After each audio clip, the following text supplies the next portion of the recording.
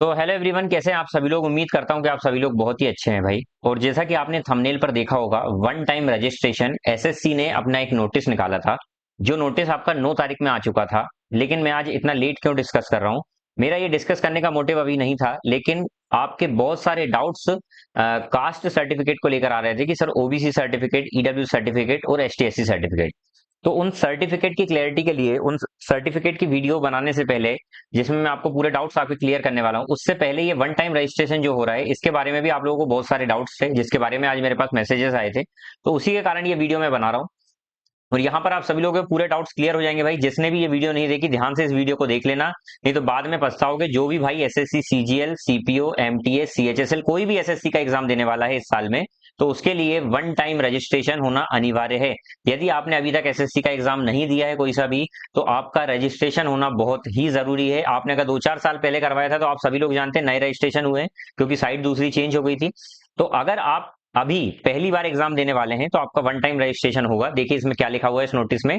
इस नोटिस में clear cut ये बोला गया है कि it is informed that the one time registration will be Aadhaar enabled for 2025 examination. मतलब आधार इनेबल्ड होगा जब आप रजिस्ट्रेशन करेंगे, तो उसमें आधार कार्ड से आपका होगा। मतलब जब आप एग्जाम देने जाएंगे, तो वहां पर आधार में आई थिंक बायोमेट्रिक वगैरह आपका होगा, और उससे आप इन हो जाएंगे। ठीक है, मतलब आधार इनेबल्ड होगा।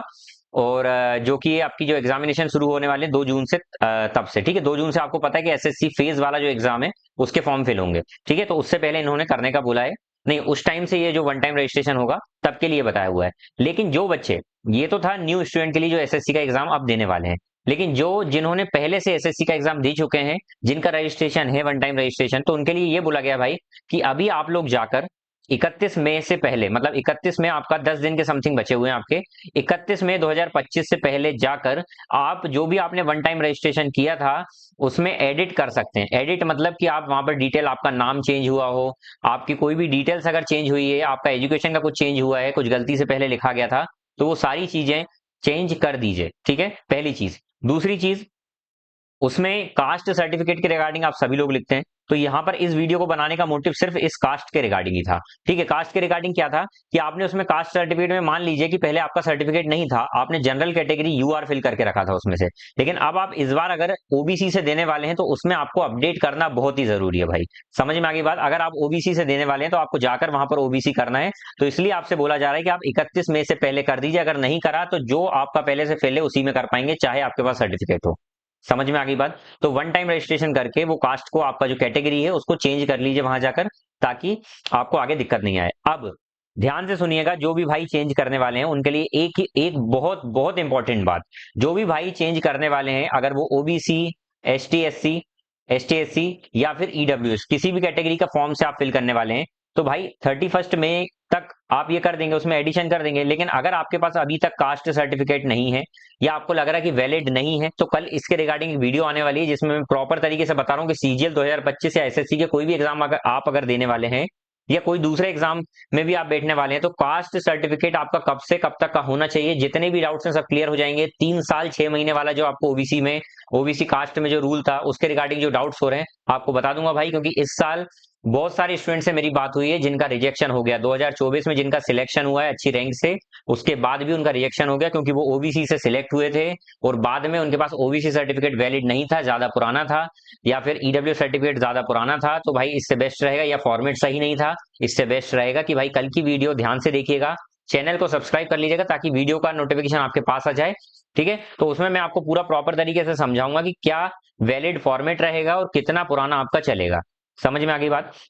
और कास्ट सर्टिफिकेट, अगर आपका, देखिए एसएससी ने क्लियर कट बोला था कि क्रूशियल डेट से पहले आपका कास्ट सर्टिफिकेट होना चाहिए। तो एसएससी के जो फॉर्म फिल होने वाले हैं, आपको पता है नेक्स्ट मंथ में, जून में फिल होने वाले हैं, और जुलाई तक चलेंगे। तो जुलाई में जो एसएससी सीजीएल की लास्ट डेट होने वाली है, एसएससी सीजीएल की जो लास्ट डेट होने वाली है, उससे पहले तक आपका कास्ट सर्टिफिकेट होना चाहिए।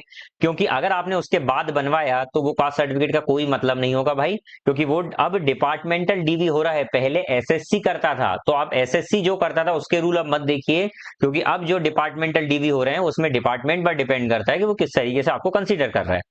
ठीक है, आप लड़ नहीं सकते, क्योंकि ये प्रोसेस डिपार्टमेंट पर डिपेंड करती है। एसएससी ने आपको सिलेक्ट करके भेज दिया, अब आपके डॉक्यूमेंट वेरिफिकेशन करने का काम उस पर्टिकुलर डिपार्टमेंट का है भाई।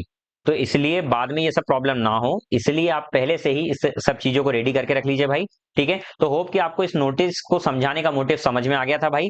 ठीक है, जो भी बच्चे हैं, इसको एक बार मैं कंक्लूड कर देता हूं, जो नए बच्चे हैं भाई, उनके लिए जो भी आगे फॉर्म फिल होने वाले हैं, उस टाइम आपका OTR होगा, वन टाइम रजिस्ट्रेशन, जो कि आधार इनेबल्ड होगा, आधार के बेस पर होगा।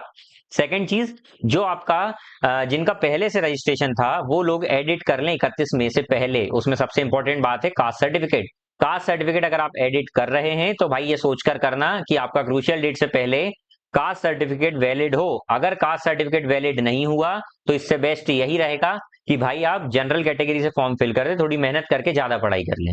समझ में आगे बात, आपको 100% श्योरिटी हो कि आपका क्रूशियल डेट से पहले बनकर आ जाएगा सर्टिफिकेट वैलिड, तब ही इस वन टाइम रजिस्ट्रेशन में एडिट करके कास्ट को चेंज करना। अदरवाइज आप ओबीसी पहले से चला आ रहा है और अगर आपके पास वैलिड नहीं है तो भाई उसको जनरल कर देना, क्योंकि ये आपकी गलती है कि आपने बनवाया नहीं टाइम से।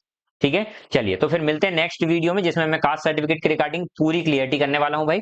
तो तब तक के लिए अपना ध्यान रखिए, मस्त रहिए, व्यस्त रहिए। जय हिंद, वंदे मातरम।